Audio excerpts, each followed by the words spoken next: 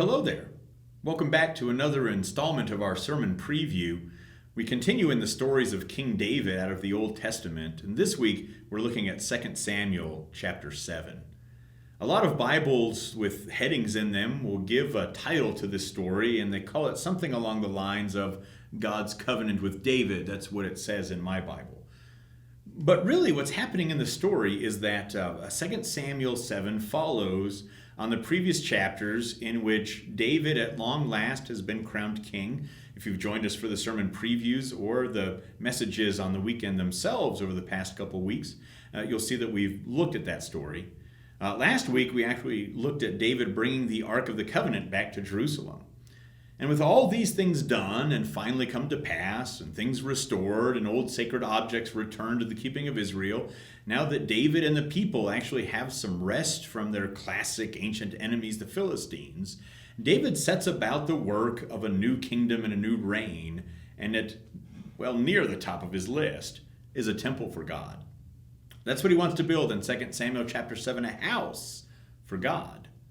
And at first the prophet Nathan says, God has your back, you're in God's favor, do what you want. But that night after Nathan communicates that, he has a vision, dream encounter with God, and God says, actually, I'd rather David not do that.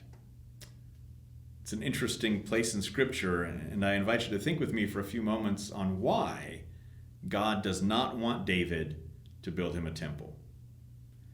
To some extent, the whole story of David is a struggle, a tension between following God and allowing ourselves to fall prey to the temptation to do what everybody around us is doing.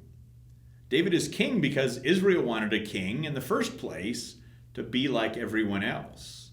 And a long time ago we looked at the passage in which God basically says, I'm the king, and if you want an earthly king, fine, I'll give you one, but it won't go that well for you, and what you're doing is rejecting me.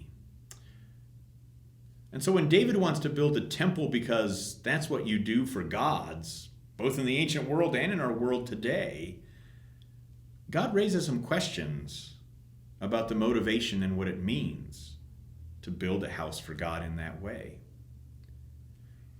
God reminds David that God's history with the people of Israel has been one in which God has been seen as being in a tent. And that tent has meant that God is on the move with his people. That often in the wilderness wanderings, the tabernacle went along first, the big tent that God's worship was housed in. The Ark of the Covenant, which David has just brought back to Jerusalem, went ahead of the people. God is on the move, God is often leading, and God is going first. And once we build a temple for God, it changes the way we see God. God is no longer on the move and met out in the world, but now God is met in a confined space, and we make the journey to go and visit God. And that can be problematic. It changes our patterns. It changes where we see God. It changes our view of the world. And so the sermon preview in our conversation this week is really an exploration of how so many churches use buildings today, but what do those buildings mean? How do they form us in the way we think about God? And how can we restore ourselves back to God's own insistence on seeing him as one who moves out into the world ahead of us, and we learn to recognize God in all kinds of places and all kinds of ways? Our church buildings become a springboard for us to follow God out into the world. And this can really change some things for us and reaffirm those who tend to see God in all kinds of unusual ways. So feel free to continue this conversation with me in the comments below the video. Think about it for yourself and maybe read some more of that story in 2 Samuel chapter 7. And of course, I'll be preaching this message this weekend, and we invite you to join us for worship. It's an interesting message in a church context, but it's an important one, and we'll be continuing to look at it together. Well, for now, I got to get back to my sermon prep. I invite your thoughts, your feedback, and to continue this conversation. Look forward to seeing you soon.